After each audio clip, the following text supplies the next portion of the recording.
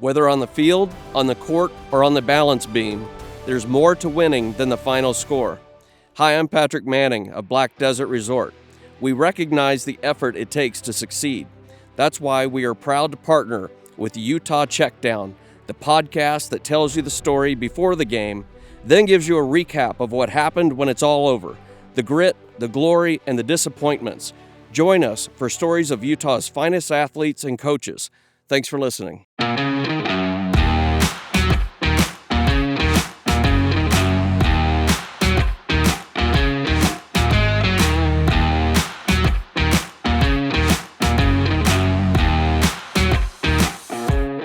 You're listening to the Utah Checkdown Podcast.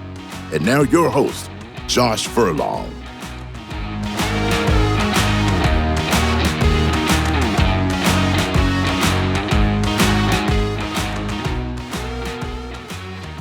Welcome back to another edition of the Utah Checkdown Podcast. I am Josh Furlong. Happy to be with you today. It was a good weekend. It was a fun weekend, we'll say.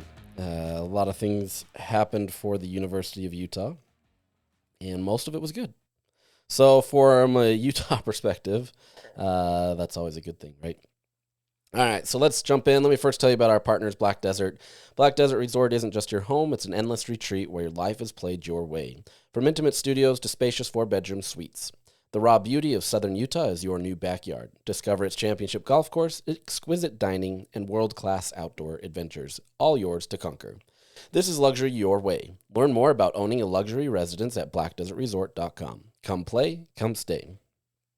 All right, let's jump into this. So, last week, we found out the dates for spring football. Spring football is back, and I know that's, a mixed review for some people. Some want spring football to go away. Just because it's watered down football, right? Others, they enjoy it. I'm kind of somewhere in the middle. I like to be able to talk football. I think it's fun. I think most Utah fans, they pay attention more to football than most other things. And so anytime you can talk about football, I think it's a good thing. And so for me, it's always fun to be able to talk football, kind of see how things are shaping up and different things that way. Unfortunately, this is the time of the year where I help coach one of my sons in baseball, and we travel. So I don't always get to a ton of the spring practices or availabilities, which is kind of hard for my job, but we make do. So selfishly, that's the hard part. But my time with my kids playing this is coming to a close soon. So I'm an old man, and that's the nature of life. Anyways, so spring football is back, at least in a month. So the opening day of spring camp will be on March 20th. So we still got a little bit. You're still going to go through, the basketball season, NCAA tournament, depending on if, anything happens locally in the NCAA tournament, then maybe there's still some things going on. But for the most part, this is after that. For the spring season, you're only allowed 15 practices from the NCAA, and that counts the spring game. So the spring game this year will be on April 19th.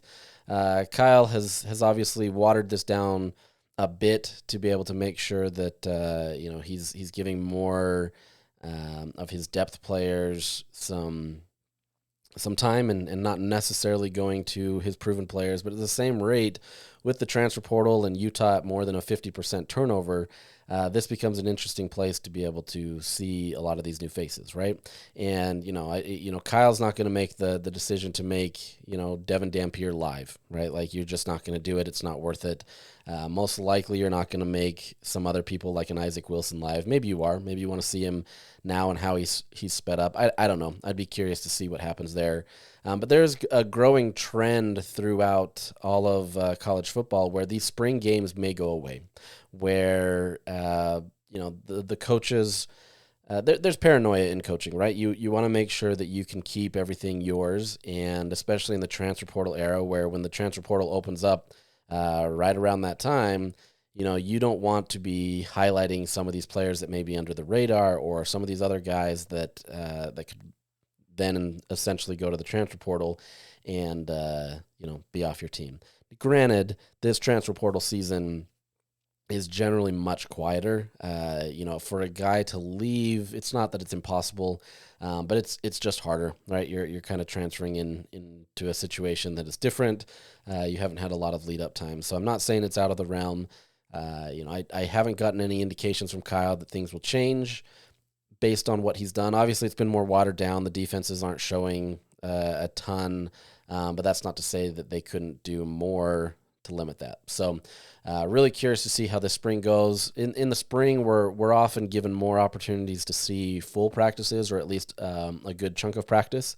So that's an advantage for us as media that we don't get in the fall. Not that it will matter a whole ton, but at least you get to see some of these guys and how they operate in practice. And I think the advantage that comes with that is simply being able to see how a guy works. There's several players that, you see on a Saturday and you look at, and why aren't they getting the ball more? Maybe they're in the starting 11 or whatever it may be, but they're not really producing as well as you thought they would. Or maybe they're in the second unit or third unit and they're not getting a lot of touches, or they're not seeing a lot of field time. You can see in practice sometimes why that's the case, right?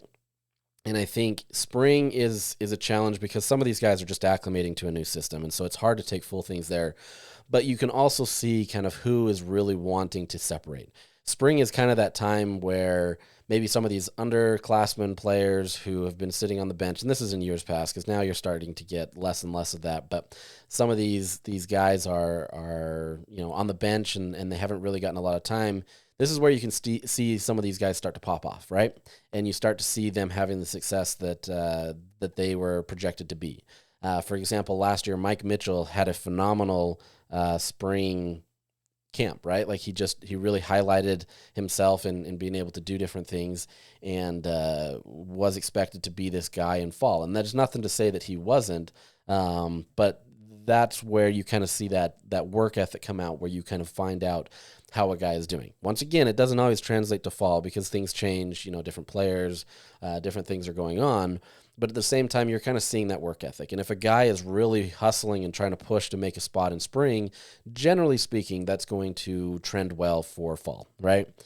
Other players are going to join the roster in fall. Other things are going to happen. And obviously, once you get into real season mode, the coaching staff is much more tuned into wanting to make sure that they've got consistency, and they're not just giving a guy a shot just to give him a shot, right? This is where they're preparing for the season. The time for you to kind of grow and kind of highlight yourself is kind of already passed in some respects. And so that's what this spring opportunity is for. And so it's fun to be able to see that, to see how these guys participate and how they work, to see how coaches are talking about them. Last year, I remember going into spring camp, looking at this, and there was a lot of questions based on the secondary, right? And I feel like the secondary is always a place that there's going to be questions. And I think Morgan Scally kind of takes, he definitely takes pride in that Utah is able to always answer that call. But I think it kind of bugs him to some extent that the media is always doubting him, right? That it's always like, look, we've done this consistently for years. Why do we keep getting these questions? And that's not to say that these questions aren't valid and these questions aren't real.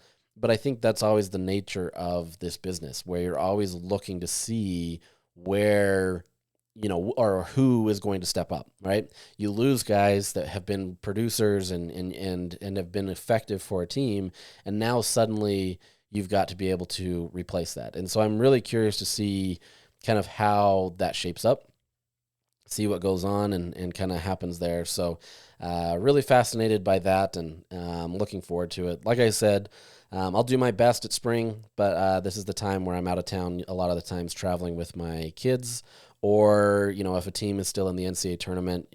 Generally it's been the women. Well, it has been the women the last few years. That may preclude me from going to practices, but we'll balance that. We'll still talk about that here, right? I still get some audio, and I still get some stuff from practice, so there'll be opportunities to be able to talk about football. And we'll get into that and enjoy it. I've got a whole schedule for the remainder of the offseason where we'll kind of break down some of these things, breaking down spring camps, the NFL draft. We'll go into position breakdowns this summer, and then we'll go back into the schedule breakdowns of each team like we did last year, where we did kind of looking at two teams and what what they're going to present, a little deeper look. So that'll kind of be what we do throughout the year. This will continue to have some football elements into it, even when we get into those dog days of summer when it's like, June, July, where it feels like nothing's happening. There's no sports on. We're still going to talk football. So we'll continue that. Continuing with the football theme, this last week has been a very busy week for 2026 recruits setting their official plans, official visiting plans to the University of Utah.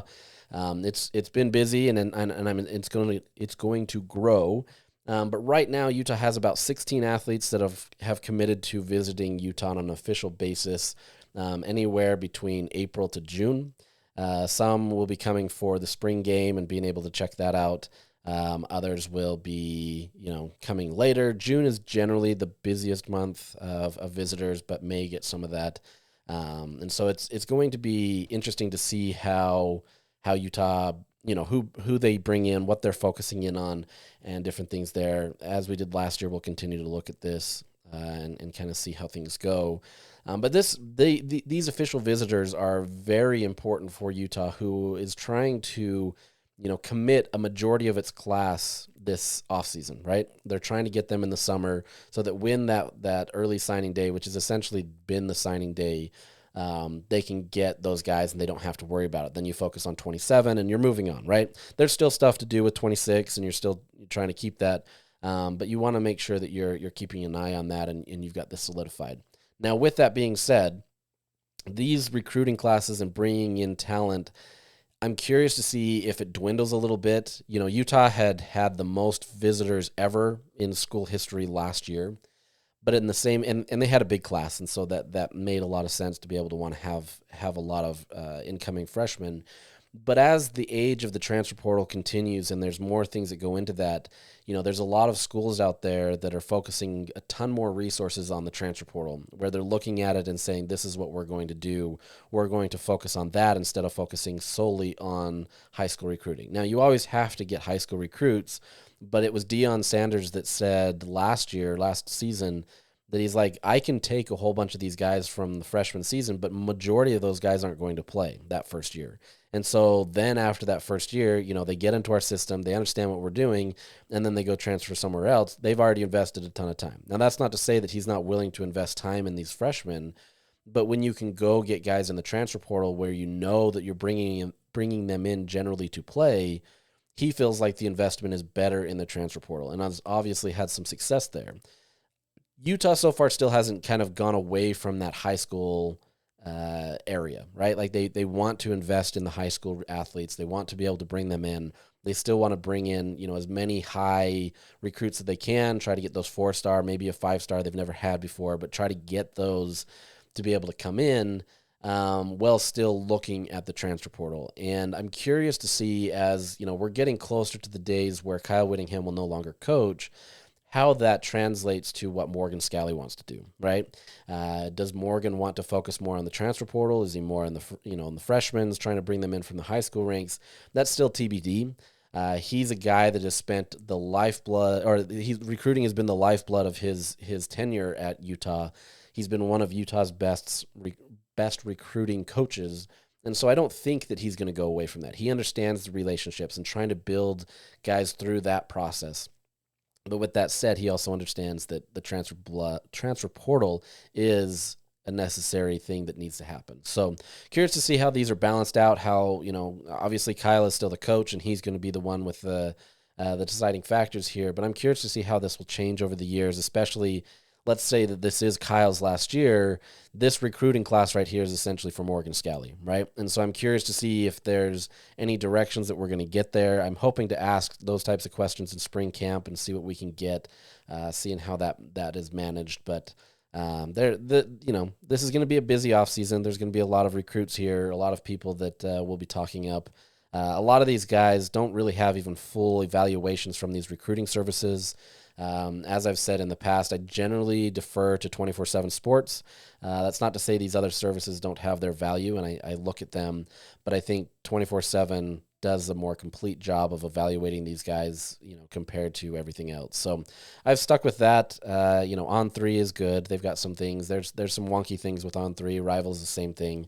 But I think from a complete picture, I generally stick to 24/7. So when I talk about rankings or a guy is rated a 4-star, 3-star, whatever it may be, that's generally where I'm coming from. So what you've got this year so far is the focus, at least early, has been on quarterbacks and offensive line. There's other position groups, obviously, and they've got other guys coming in, whether that be in the defensive backs. They've got 2 linebackers already committed, not committed, excuse me, committed to visiting officially. That nobody's committed for this class yet, but you've got a lot of those things. Not a lot of skills players on this list.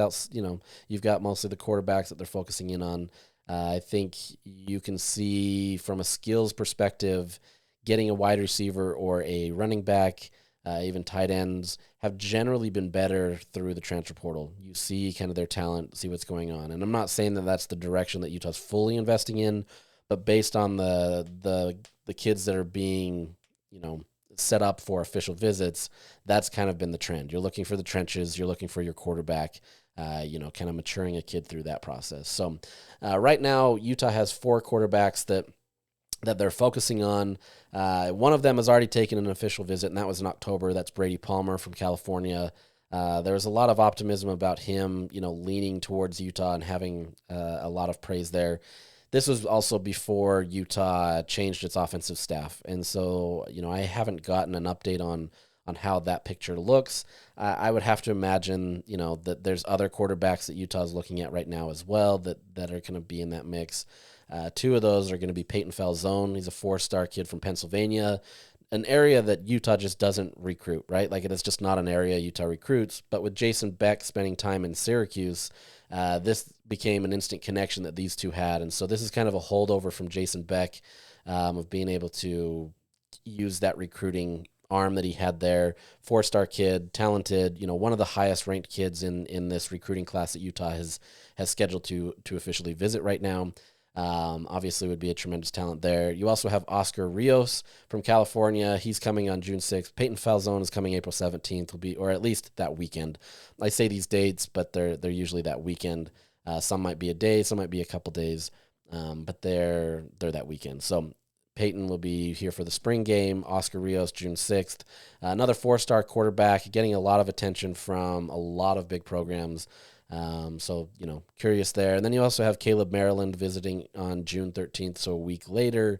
He's from Texas, 3-star quarterback. So, yeah, you've got 4 QBs that they've essentially identified. That's not to say that there couldn't be others or that some, fall out of the mix. But I think this is kind of what you're looking at of who they're going to be focusing in on. Really curious to see how Jason Beck's influence wins out here. I think there's been a lot of optimism about him and kind of who he is as a play caller, what he's done, especially this last year with Devin Dampier and needing a guy that is dual threat, where he's not afraid to run, but he's definitely going to hone in on passing. A guy that focuses on the strength of his quarterback, is not set to one strategy. And so I think that becomes very telling for a quarterback. And obviously, if you can back that up this year with success on the field and continues, if Utah has a similar season for Devin Dampier as New Mexico did in terms of his offensive production, this becomes a very attractive place for quarterbacks and offensive players to be able to come. So, you're getting these guys early. You want them to feel good. They want to be able to see Salt Lake City and get a good vibe here. By the way, Peyton Falzone took an unofficial visit here in January. He's already been here. He's seen it. He's been able to talk to the coaching staff. From all accounts, I haven't interviewed him, but from other people that have said that he really enjoyed his time here. So, really curious to see how this goes and what Utah's able to do with this, and being able to work that way. And then for the other kind of focus right now is offensive line. They have 4 players that have been in the mix there. The biggest name is a local kid from Corner Canyon, Isan Tafa, June 20th. He's a 4-star kid, is getting a lot of attention. Utah's in the mix, but they're definitely not. I don't want to say they're not leading, but I think there's a lot of programs out there that are really pushing hard. When you can get one of these high-end offensive linemen, that's a real valuable asset to be able to have. And so you're going to see a lot of people come after him. He's the 4th highest ranked player from the state of Utah. Utah's obviously had recent success with being able to get those guys that have done well. Look no further than Spencer Fano, who has really shown that if you invest and, that Utah and Jim Harding have been able to be effective for you. I mean, there's a real possibility that Fano, goes to the NFL after this next season. He was one of the best tackles in the league last year. He's going to come into this year with a ton of praise. Going to be in a lot of those award categories where people are going to look at him as one of the top offensive linemen in the country. If you can use that, use that with Caleb Lomu, if Isaiah Garcia can get in the line this year after being injured last year, that kind of shows that Utah has a place for you if you're going to come in and you can produce, right? And so really curious to see what happens there, what they do with the trenches. But that's going to be Utah's focus early on, right? Like there's going to be some other guys that they get in the mix for, but that's been the focus early right now is in quarterbacks and the trench play. You do have some other guys, D-line. You've got, one defensive lineman, one defensive end, two linebackers that have said that they're going to be coming. So you're mostly focusing in on those trench plays type positions, and we'll kind of see from there. So that's it for that. We'll continue to review that. Like I said, we're still going to get more this week probably of guys announcing their official visits. It's going to be a busy offseason in Utah, for the month especially of June. They're going to be hosting a ton of athletes and getting a lot of guys through this program to be able to see. As I mentioned, this is where a lot of the guys that they have signed for that last class committed. So if you can get a lot of these guys in on an official visit, you can get them committed to the program early and kind of keep them, quote unquote, indoctrinated into the program. That bodes well, generally speaking, for an opportunity to sign them. And the recruiting window is going to change here and everything. But this is an opportunity for all schools, not just Utah, to really be able to make an emphasis on how they approach recruiting. So as you've seen, and as I've mentioned, Utah's done more each year to be able to get a lot of these guys in, try to get a lot of talent. They've been in the mix with 5-star guys that have been coming into the program. They're trying their best to be able to highlight what Salt Lake City is. And honestly, there's no better time to see Salt Lake City than in the summer. So it's a great opportunity to see all that Utah provides. And this is a great selling point for the U as they go through this and trying to help guys commit. So we'll continue to focus in on that. Transitioning a little bit to basketball, let's be real. Like the Runnin Utes, we've talked about them on the podcast where I think the last podcast all I said was woof, right? Like they've struggled, right? It hasn't been the best of times for Utah basketball, at least to the men's side, and it's been a challenge. And it's a roster that I said doesn't always have a star, and especially if Gabe Madsen is not hitting his shots, Utah has really struggled. Obviously, you've had Ezra Asar, who has done well to be able to kind of be that secondary guy, the guy that really is forcing his way in the post and kind of setting the tone. But Utah has needed more of that type of playmaking to be able to be effective. And, they just went through one of their easier stretches, right? None of these games in the Big 12 are easy. But they went through one of their stretches where on paper it looked like they could have a better opportunity to win, whether that was with Cincinnati or West Virginia. Both of these are tough teams, right? So it's not like these are teams ranked in the 300s or even the 100s by all means. These are teams that are good. Cincinnati's been on the bubble at times. West Virginia, they've had some success and have been able to be there. This has been two teams that are good. And you're doing that on the road. That's not always an easy thing. However, the last week, these games just didn't go Utah's way. They're in the mix for a little bit, then they make their mistakes, and then they go on scoring slumps, and then things don't work, right? And so you drop games that in theory were going to be your easy ones, the ones that you were going to come into and say, hey, you can win these. You're obviously going to take your lumps against, Kansas or Kansas State or, any of these other top tier teams, and you'll be on your way. And that's what most teams in the Big 12 do, right? Like these higher end teams, generally speaking, aren't going to, they're not going to be the easy ones. It was the same when Utah was in the Pac-12, and you always knew every time you went up against Arizona, you're just going to take your lumps for the most part, right? There's those years where Utah was really competitive with them, and Utah's beat them in years when they haven't been competitive either. So, I mean, it happens, but for the most part, you've got to win the games that you're expected to win, or at least on the table to win, and then, you're going to try to fight in some of these other games. Well, Utah drops those. The morale around this team has been, not with the team itself, but with the fan base, has been tough. It's been a long time, right? And Craig Smith has had this program for 4 years now, and I know there's a lot of talk about needing to let him go because of the frustrations there, that, Utah's not getting better. This program is spiraling. It's not going anywhere. And I get it, right? There's a lot of frustrations there, and everybody's trying to point the fingers, and you want to be able to have the Utah team that was back in the glory days of the 90s of Rick Majerus. And unfortunately, it just hasn't been that way. Larry Kraskowiak had it for a little bit and obviously had his own successes. But then Utah let him go, and now you're kind of trying to figure out a new path. So this is the nature of where Utah's at. And I've always said that at the end of the day, Utah has to decide if they want to invest in men's basketball. And there's times where it feels like they're trying, but for the most part, it's just another team that, they're trying to get by on. And I don't think that Craig Smith has gotten the full advantage that he could have, but at the same vein, there are some things that Craig Smith has done, and he's a little bit all over the place, that hasn't allowed him to be able to have the success that he needs. And so there's a combination here. But at the end of the day, he continues to find a team that buys into him. This year, especially with how things have gone, Gabe Madsen going through a tremendous shooting slump where it just seems like nothing was happening. Couldn't really hit anything.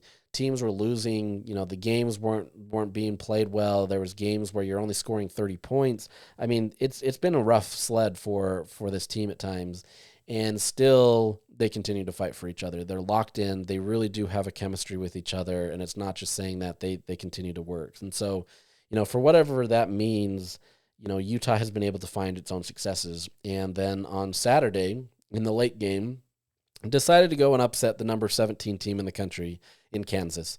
Kansas at one point was ranked the number 1 team in the country. Obviously, this is a team that is not there, right? Like they're good, but they're not the Kansas of old where you're looking at this team where they're just unstoppable. That's not to say that this Kansas team wasn't good, but at the same time, they're not that same upper echelon team, even though the day that they lost in the NCAA preview, where the selection committee puts out, their early top 16 teams, Kansas is in that mix at 15. They're in there. They're in a top 4 seed.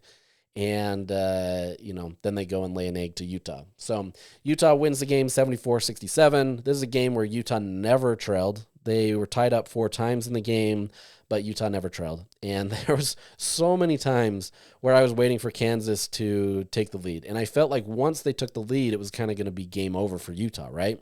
There was these moments where Utah would just have, these lulls in scoring, at 1.7 minutes.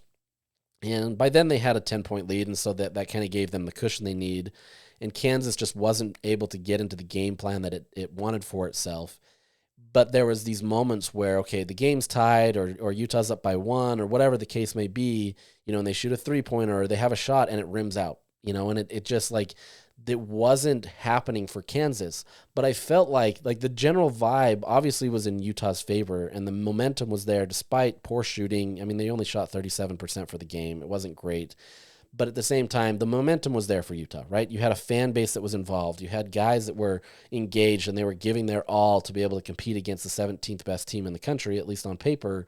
And Kansas, for whatever reason, could never steal that momentum. Like I said, there was enough fans there that I think that if you could have gotten a lead from Kansas, whether it be 1 point or 3 points, that very well could have been a backbreaker. And it's easy to say right now, knowing the result, but I think the general vibe there is, you've seen that with these Utah teams where they can build up a 10-point lead or an 11. They got to 11 against Kansas, and then suddenly they go on these scoring droughts and they can't get anything to go, and then the team goes up by 2 or 3, and then you go into a timeout break, and it's like, okay, we're settling it, and then suddenly that team explodes for a 7-9 point run, and the game's over, right? And then Utah's on their heels trying to come back and come win a game that they were leading the entire time. That's what I was kind of expecting in this game based on the blueprint that we've seen for Utah this year. They've been in the mix with some of these teams, right? They've been, heavily involved with a close game with some of these top teams in the Big 12 for much of the game, and then they find a way to lose it, and then they get blown out. It's kind of been the MO. That's what's happened. But it never happened. Kansas was never able to get over that hump and never able to get over that hurdle of where they needed to go. And Utah continued to find momentum. Ezra Asar broke up two long scoring droughts that allowed them to really kind of refocus and settle. And then suddenly Utah went back up on their run and everything was going to be okay. The crazy part here is that Utah out-rebounded Kansas 16-6 on offensive rebounds, and that was a huge decider in this game. You have Hunter Dickinson, who comes into the game for Kansas, who, years ago he was talked about as, being in the draft and a first rounder and all this type of stuff, and he's continued to stay in the league and continues to kind of develop his game, but he's honestly one of the biggest threats in the post in the conference, right? He's a guy that can really impact a game. When he can consistently put up 20 points on a night, that kind of shows the effect that he has. But Utah managed to get, the boards. They found a way to do that. They were actually equal on defensive rebounding, so both teams had, I think it was 30 rebounds each. But offensively, Utah did a tremendous job of being able to win the battles on the offensive side of the ball to give themselves second chance opportunities, and it translated to a win. Bill Self, which is Kansas coach, longtime coach, he said the biggest emphasis was points off of turnovers and rebounding. Those were his two big factors where they lost the game. And Kansas, they only had 12 turnovers, but it turned into 22 points for Utah. That's usually the opposite for Utah, right? They're the ones turning over the ball, and then the other team expands that lead tremendously because of the points off of turnovers. Utah flipped the script, and they did it to them. And then on top of that, defensively, Utah did a lot of shifting, where they've talked a lot about this over the years, where they like to call themselves positionless players, right? Where you can guard 1 through 5. Somebody like a Caleb Lohner who comes in, who, by the way, he hasn't been in the game for, I think, 3 games. He hasn't gotten any minutes. Has been on the back of the bench, really hasn't gotten anything after playing a bit, and then suddenly comes in and has one of his best defensive nights of the season, where he comes in there and he's absolutely impacted the game. But a guy like him, he absolutely can transition from 1 through 5, right? He can guard any single one of those guys. And so it made it very effective for Utah, where a lot of the times they go under the screen, and then that gives enough space for the guy to pop off for either a short jumper or a 3-pointer, and then that allows this team to be able to build momentum. For Utah, this time they did a tremendous job of being able to switch. And so whenever that guy went off the screen, somebody else was there to pick him up, and they played great defense. There wasn't a lot of drop-off. Now, that's not to say that, Kansas didn't have guys that could beat Utah or that they got around that defense. But for the most part, and especially against Dickinson, Utah did a tremendous job of being able to keep him out of the post. And as a guy that works a ton in the post and impacts the game, where Kansas is much different than a lot of these other Big 12 teams, where they work inside out instead of relying solely on guard play, that was the game for Utah, right? They allowed they forced Kansas to be able to take shots that they normally probably wouldn't take, especially with Dickinson. They forced him out of the post. They got offensive rebounds. They got points off of turnovers. They took control of the game, despite how bad it felt at times. Like there was times where it just was not a great looking basketball game. But at the same time, they found a way to be able to be successful. And to me, like as I was sitting there watching this team on Saturday, it was just kind of frustrating, right? And I say frustrating in the sense that you see a team where, okay, now at home, they've beaten Kansas, who was a ranked opponent at the time. I know the AP poll just came out right now, and I can't really see it as I'm doing this podcast. Maybe I can look at that as I'm talking. But you have a team in Kansas, who's ranked. They've obviously had success. There's a lot of things that were going their way, and you beat them on your home turf. Okay, cool. Home turf is usually easier. But, you're still there. Kansas, by the way, dropped to 23rd in the AP ratings. I was able to talk and read. Imagine that. Anyways, but you have a team that is ranked in the top 25. You beat them. You have a BYU team. Now, at the time, that was once again not the prettiest of games. Anybody leaving the Huntsman Center from that game was not looking at that game as, a history of success in basketball. It was tough at times, right? Similar to this Kansas game. But I think that's where Utah is finding success, is just muck up the game, right? Find a way to get dirty. But going back to that point, it's frustrating to watch because you've got a team that can compete with these these teams that are either ranked or they're highly ranked or close, to whatever that may be. BYU has obviously had a great turnaround since that loss to Utah and has been in the mix of a lot of these games. You've got the talent. You've got the talent to be able to compete, and I'm not saying that it's going to be an every night thing where Utah should be in the mix, but then you have these games where you just no-show, where that attention to detail and the attention to the game plan, it doesn't fit the same, right? As Craig Smith said, everybody should be getting up for the number 17 team in the country, right? Like, that's just a natural thing. Like, coming into the Huntsman Center, there's just a natural vibe walking into that arena. You walk in, you start seeing a bunch of blue because you see Kansas fans who, obviously a blue blood of college basketball.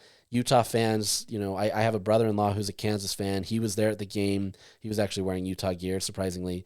But you have these people that have been watching a team like Kansas or Kentucky or Duke or North Carolina, and so when they come to town, they're going to check them out. And so there's this palpable buzz about what's going on the floor, right? And you're expecting your team, especially if you're a Kansas fan, to just come wipe Utah up and down, right? Because Utah hasn't played very well. And so you come into this game, though, and there's this palpable buzz, and the players are locked in, and they're doing things the right way, right? Like, they're dialed in, they're wanting to finish, and they're doing all these things, and then you go in and win.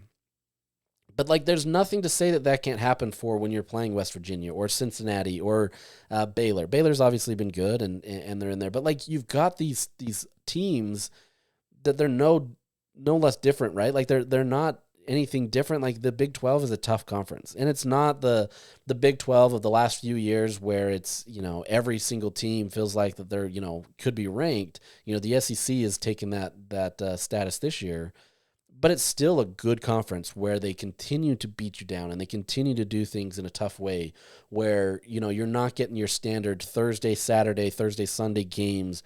You're going all over. So you may have a day off. You may have 4 days off. You may have 1 day. You know what I mean? This is a tough break. And to be able to do that is great, but it's frustrating to be able to see the potential of this team because they do have potential. They can be in the mix, but it just honestly depends on who's going to show up that day or if they're not going to turn over the ball or you know what I mean? It's a challenge. So interesting team. That was a lot of rambling for not a lot of, stuff for you, but still, trying to give you your, the assessment of the team. This is a team. It was funny to see people on Twitter after they beat, and I'm not even talking Utah fans, I'm talking national people, is half-heartedly kind of joking about Utah being 2 games out from Kansas, right? They now they're 2 games away from each other, which is wild to think in the standings. But you had some other people saying, with a few more wins, maybe Utah could be on the bubble. This is the thing, right? The NCAA tournament is the guide, right? Everybody goes for that. That is the success story. And obviously in the Big 12, you're going to find yourself having a lot more leeway where you can lose more and still have an opportunity to be in the tournament. The Pac-12 never got that same respect because it was always looked down as a watered down conference, right? And so you could go through and you could lose the same amount in the Pac-12 as you could in the Big 12. And just from a perception standpoint, many were just going to look at that and say that it wasn't, the same. And quite honestly, it wasn't, right? The Pac-12 had a lot of great teams, Oregon, Arizona, UCLA, USC, whatever it may be, depending on the year. But the rest of the league was just kind of mugh. And so you didn't really get a lot of success if you lost in those games. Whereas the Big 12, you could lose to the 12th team, the 16th team, and it's still going to generally be viewed as an okay loss, as long as you're not losing a ton. But it just has a different, prestige next to it just simply because of how successful the Big 12 has been. Now, with that said, like I said, these aren't necessarily Utah fans. I don't think there's any Utah fan out there that legitimately believes that this is an NCAA tournament team. And I'm not necessarily going to change your mind. I think you can have success and close out, but there is something to be said, with what Gabe Madsen said after the end of the game, who, by the way, he made 5 3-pointers, became the all-time leading 3-point record holder at Utah, had finished with 24 points, 3 rebounds. He's found his groove as of late. The game before, he made 8 3-pointers, and somehow Utah still lost. Some of that was because of him, because he just continued to shoot, and he acknowledges that. But he said after the game that at the end of the day, this is just basketball, right? It doesn't really matter who's on the jersey or whoever it is. And obviously, you've got to have sustained consistency, but any team can win. Any team can get hot this time of the year and suddenly find a way to be able to make a run, right? Years ago, it was Oklahoma State. And granted, Oklahoma State was good, when we were watching in the Pac-12. It gave their coach a coaching extension simply because of how they were able to go on a run. But it took a team that once they believe in themselves and they can kind of, get on a run, they're incredibly hard to stop. And so then you run through the conference tournament and then you get into the NCAA tournament and you maybe make some noise there. Things can happen. So at this point, Utah's not an NCAA tournament team. And I think a lot would have to go their way, including winning out the rest of the year, also going deep into the Big 12 tournament. And even then, I don't even think that, I don't know. There's a lot going against Utah. And, they've kind of made their own bed that way. But there's not to say that they couldn't get there. You win enough of the right games, and maybe there's some consideration there. If you go down to Provo and you beat BYU again, you get some of these wins that beat Kansas State tonight. This is Monday. You go beat Kansas State again tonight. Maybe there's something there. So I don't know. Right now they're 11th in the Big 12. They were picked 16th, and I had always said that I could see them being a team that was probably around the 10th area. I think they're much better than 16th. But this is an opportunity where they can either decide they want to, continue to improve upon that, or they're going to let the moment overshadow them. And you go from beating Kansas to maybe getting blown out by Kansas State tonight. I don't think that will happen. I mean, Kansas State's a good team, right? I'm not saying that they're not. They were on a 6-game winning streak before BYU beat them on Saturday. But this is not like something where Utah's just suddenly, because they've won, that things are going to be great. But I think you're going to start to see the fight out of this Utah team. I've said that in the past, and then they went on a 4-game losing streak. So we'll see. But you do have, your resume isn't great. You've got you're 1-9 in quad 1 games. Okay. And maybe some of those you can point to as being close. Sure. Whatever. You're 3-2 in quad 2 games, and then you're undefeated in 3 and 4 quads. But this isn't necessarily a resume that speaks to success, right? Now, maybe if you finish, 4-9 or what, I don't know how many quad 1 games they have left. I'd have to go look at that schedule. But maybe you have some success, right? In the net, they're ranked 72nd. In KenPom, they're 78th. So they're still easily just on the outside based on that alone. But I think at this point, what Utah needs to aim for is trying to get a top 8 seed in the Big 12 tourney. You're 11th right now. You're only 1 game, from 8th place. So it's not that far of a stretch. And if you can get into that 8th place spot, you get a first round bye. Now that's suddenly not to a way to unlock Utah getting into the tournament. But I think it shows that if you can fight to get into the top 8, at least you were one of the better teams in the Big 12 to finish. Right? That's not to say that Utah was always the best team or anything, because they haven't. They're not. I'm not trying to polish a turd here. Let's be real. This is a scenario where Utah, even if everything goes their way, they very well could not get in the NCAA tournament. And I'm trying my best to be able to paint a picture where they could, even though, me saying that is very hard because I just don't see a chance. Regardless, if you can get into that top 8, that at least gives you another notch on the belt to be able to say, hey, look, we got a first round bye. Not that they have an argument to the committee. The committee's going to view it how they want. But if you can finish in the top 8 in the Big 12 in the regular season, and then you go win 1 or 2, you'd have to win a couple games to be able to be in that conversation. Maybe suddenly you've got a new look on you. And especially if you can turn it in a way where you're playing consistently, you're playing as a team that is together, there's a chance, right? There's always a chance until there's not. And so I'm curious to see how this goes. I don't want to say that Craig Smith is playing for his life right now, but I think there is a scenario where that's absolutely possible. I know there's not an appetite to want to buy out a contract, but at the same time, there's not been a lot of support either. And so Utah's kind of in this tough scenario where you need booster support, you need athletic support, but you also need wins on the floor, right? You got to get some wins. And so they're kind of in this chicken and egg scenario of who blinks first, so to speak. And so I think, anything that can help this Utah team is ultimately going to come down to winning. Now, that doesn't mean that boosters are suddenly going to throw money towards Craig Smith or to this program, or that the athletic department is going to change their stance and how they kind of do things. But at the same time, winning is a cure-all for a lot of things. Now, it may be a short-term solution, and as you see at times with coaches where they save themselves for a year and then suddenly it all goes to pot again the next year. But I think, you've got to at least be fighting, right? And I'm not saying that Craig isn't. He's always been a fighter. He's always wanted to be able to get the best teams, hasn't always had the best rosters.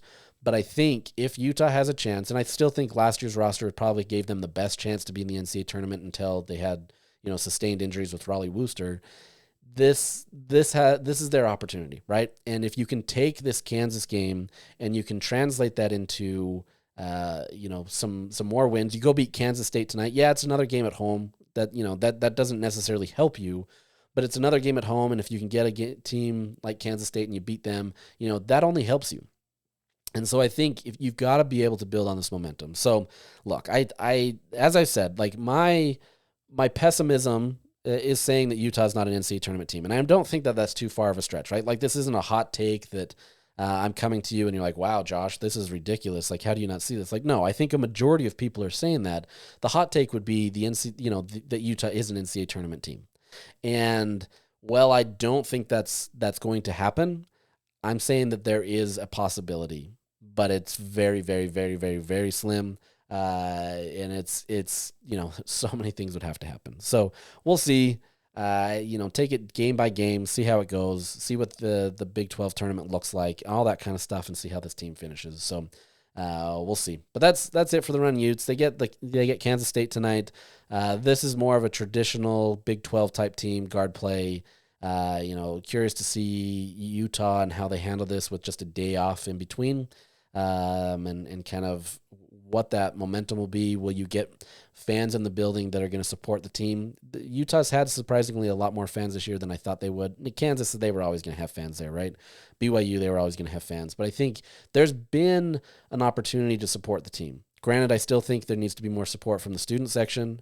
That showed out again at Kansas, and that worked great. But I think, that can be kind of the heartbeat of a team. If you can get a good student section, everything else will kind of come together. Now, obviously, they have to perform on the court, but I think getting that support helps. So if you're a student listening to this, go to the game. What else you got on a Monday night, right? You got nothing. You didn't have school. It's President's Day. So get going to the games. That's just my piece. Look, if you're in college and you're into basketball at anything, like, why aren't you at the games? That's just all I'm saying. Granted, it's not my money, so that's it. So let's move on. Let me tell you a little bit more about one of our partners, You First Credit Union. With You First Rewards checking account, you can earn monthly reward points by buying something special for your best friend. Then you can redeem your rewards points for something special for yourself. And with no monthly maintenance fees plus free ID theft protection, you can love that the You First Rewards checking is big on perks and peace of mind. Put your checking account to work for you so you can spend more time doing more rewarding things. It's easy rewards checking with You First Credit Union. Check out the full details at youfirstcu.com. All right, let's talk about the women's team now. This women's team, as we talked about the men's with the NCAA tournament, this is an NCAA tournament team. And this is a team that is absolutely finding its stride. Are they perfect? No. They still have some things that they have to work on, but this is a very efficient team that is finding a lot of success. They're hitting a rhythm of being able to have somebody like Gianna Neepkins, Kennedy McQueen, Maya Torre, Maddie Wilkie, all of these players kind of finding a rhythm where they can be hot. And you had a game where they traveled to Arizona State.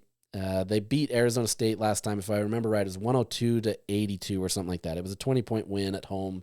It was, by all accounts, it seemed easy, right? But games change, teams change later on in the season, and this is one of the rare teams that Utah will play twice this year. And Utah just put them to the test, right? And really challenged them. Utah was hitting three-pointers at a high rate. They had 11 at the first half. This was a team that really came into the game and did well. Now, this Utah team is kind of funny because, they won 98-62. Anyways, so there's a team that they kind of have this thing where they start out really hot in the first quarter, They come out there. It's usually Maya Toure really dominating the post, setting the tone, 7, 9, 10 points, whatever it may be, sometimes more, sometimes less. But Utah usually sets that early tone, builds up a big lead, and then in the second quarter, they just kind of take their foot off the gas and they kind of squander it a little bit. And then they go into shooting slumps.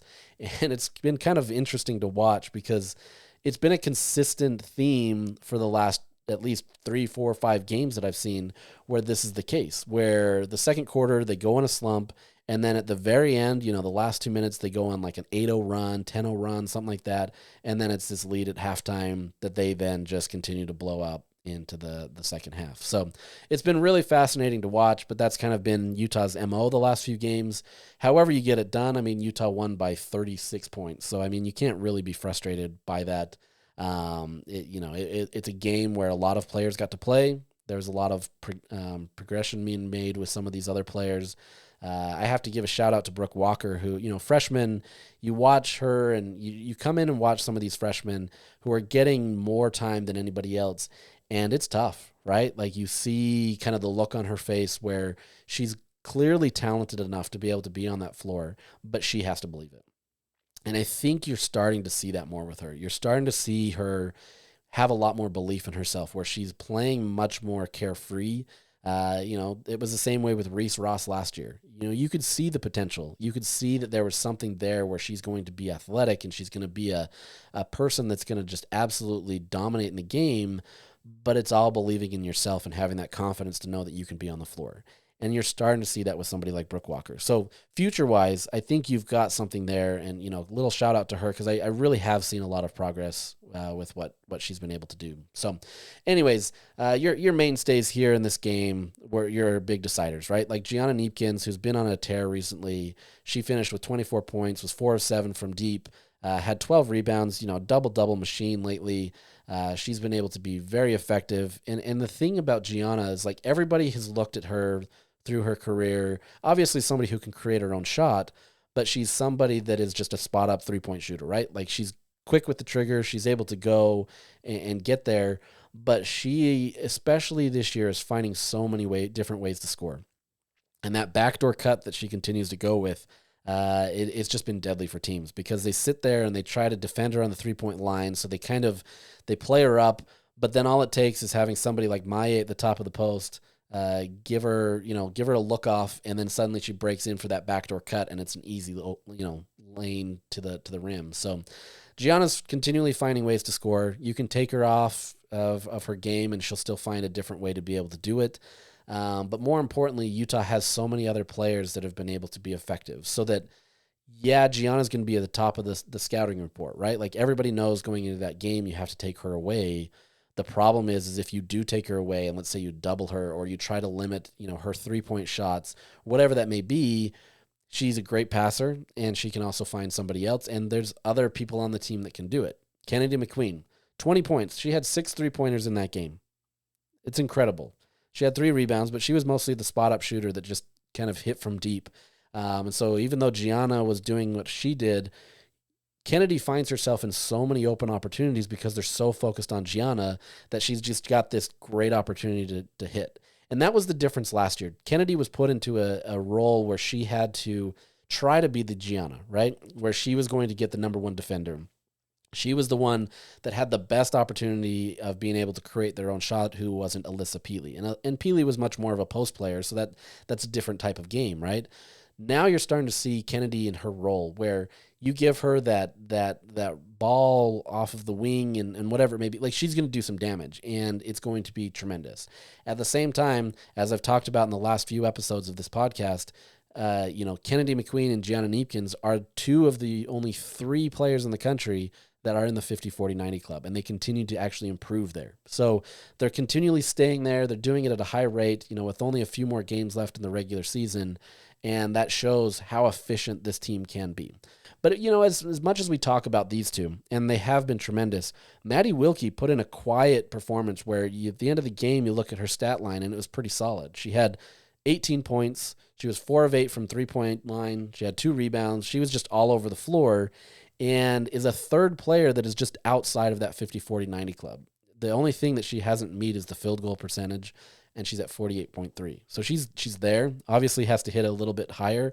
But if you can get 3 players, no less one, but 3 players that are in that mix, it kind of shows to the level of efficiency that this team can be. And so does that translate to wins? Not always, right? But if you're going to have efficient shooters and they shoot the ball at a high rate, generally speaking, you're going to do well with that, right? And so there's going to be games where that ball doesn't fall right. And it's going to be tough for Utah. And you're going to have to rely on somebody like a Maya Torre, who still got 12 points and 8 rebounds in that game. You're going to have to rely on Jenna Johnson. You're going to have to rely on somebody else to be able to get things done at times. But that's the nature of this Utah team. You're obviously going to default to Gianna, Kennedy, Maddie. If they're hitting those shots, it's great, right? And especially if you get Reese Ross hitting shots, or Sam Crisp has been hitting shots. Maya Torre has been hitting deep shots. Jenna Johnson's been hitting those deep shots. All of them can do it. But if you can get them involved as well, then it just helps tremendously. But this Utah team is built where they can generally sustain that in the post as well. If you go to Maya, if you go to it just depends on how this team is made up. Now, that's not to say it's perfect. If Gianna and Kennedy aren't hitting, or if Maddie's not hitting as well, it's going to be much more of a struggle, and it's going to be a much more tight game. And I think that's where Utah really struggles, is when those shots don't fall. But right now, it's working, and they're hitting a stride that looks completely different from what they've been in. They hit 18 3-pointers. It's a season high, but just a few games before, they hit 16, which was a season high. You're starting to see them find that rhythm and that chemistry and being able to hit at a high level. Now, with that being said, they have an incredibly tall task going up on Tuesday against Oklahoma State. Now, this Oklahoma State team, they did lose to BYU on Saturday, and BYU has just not been a great team in women's basketball this year. They have some pieces. Delaney Gibb, a phenomenal freshman who every single week that I have to vote on this, I try almost to not vote for her, because there's just, I want to be able to disperse it out to other people, but it's hard. Like, she consistently has the best stats. She's doing the most with it. Her team isn't always winning, but at the same time, her individual performance has been at a high level. And so there's players on that BYU team that obviously can do well. They did enough to keep the game close, despite having a billion turnovers in that game, and they still beat Oklahoma State. Oklahoma State wasn't shooting at a high enough rate, and a lot of other things happened. But this is an Oklahoma State team that has been one of the hotter teams as of late in the Big 12, a team that was really making some noise. I'm curious to see how this game goes, but this is one of those games where Utah has all of the world in front of it, right? They're pretty much a lock in the NCAA tournament. I mean, I guess if you go on a big losing streak over the next 2 weeks and fail to perform in the Big 12 tournament, maybe things change. But I think this is a team that's a lock. You obviously want to be able to sustain that success and be able to move forward. But this is a good team, right? Like, they're a team that is just outside of maybe a top 4 seed in the NCAA tournament, and obviously that would be the most important thing for them. If they can go on and do that, that would help this Utah team a lot. I think they're, if you can get that first 2 rounds, excuse me, of the NCAA tournament in Salt Lake City, that changes everything for Utah. And I think that becomes a game changer. You found last year, you win the first game and then you run into a buzzsaw against Gonzaga. That's just the nature of it. You're in their home floor where they just don't lose.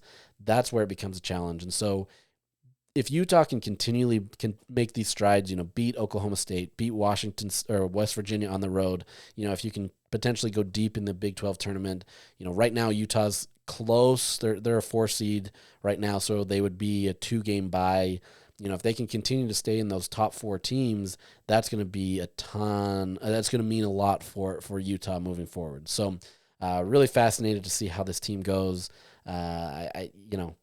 We've seen it in years past where they get into the Big 12, or we'll call it conference tournament, Pac-12 in years past, where they get those buys and it just kind of shoots themselves in the foot because you're going up against a team that's built momentum from the night before. So it can be a double-edged sword at times where you get the rest, but then you're running up against a team that may be hot, right? So this is just a team that has to continue to fight. But more or less, this is a team that hasn't really had much of a drop-off under Gavin Peterson. And I know that was the biggest worry, right? Lynn Roberts was such an advocate for this program, and she was a great coach who was able to do a lot of things to be able to get Utah to where it is. And a lot of people, for whatever reason, didn't really view Gavin in that same light. And granted, as the assistant coach, it's really easy to kind of, coast on those coattails, so to speak. But at the same time, this is a guy that was fully engaged in it as well. He knows his game. He's done a great job where he's been able to coach at a high level. He's gotten these players to be able to continue to improve. And so you're seeing that where he can take those reins and continue to run with it, right? Lynn gave him his full support, or her full support, excuse me. That's, she should. He's been there for 10 years, but that doesn't always mean that an assistant coach can just step into that role and succeed. And it's easy to say, oh, well, they already had the players, and yeah, we'll have to see how this develops in years future. But at the same time, it's real easy in some of these games to lose. And he's found a way to go beat the number 3 team at the time, Notre Dame, which is now number 2, unless the rankings change today, but I haven't had a chance to look at those. But you've got a coach that has been able to be effective and to continually pushes these women to be able to be at their next level, right? He knows exactly everything about them. He's been with them for a long time, and so it's been a great opportunity to see. So for now, winning over Arizona State's not going to necessarily change anything. Obviously, beating them by 36, that, maybe that gives you a better look.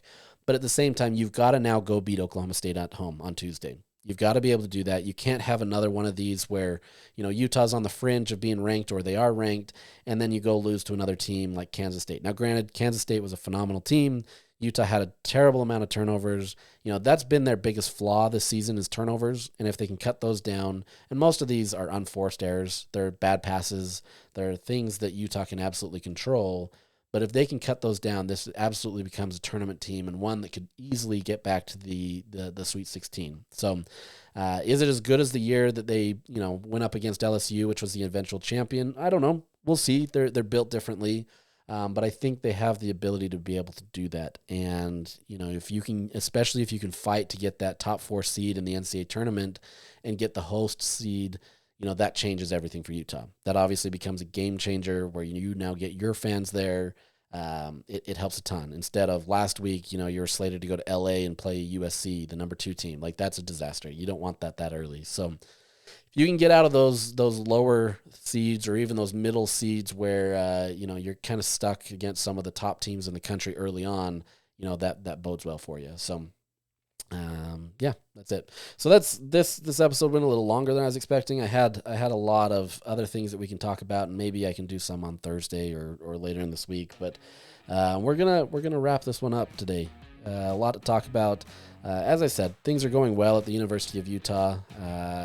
Depending on how your fandom is, you're either really happy right now, maybe you're cautiously optimistic, maybe you're just looking forward to football. I don't know what it is, but we'll talk about it all. So I appreciate you listening to me. Hope you have a great week, and we'll potentially get back later in this week to talk maybe a little bit more technical stuff on some things happening, Utah laws or some settlement stuff that could change Utah's future in athletics. So with that, we'll sign off today. I appreciate it. Thank you so much for listening, and have a great day.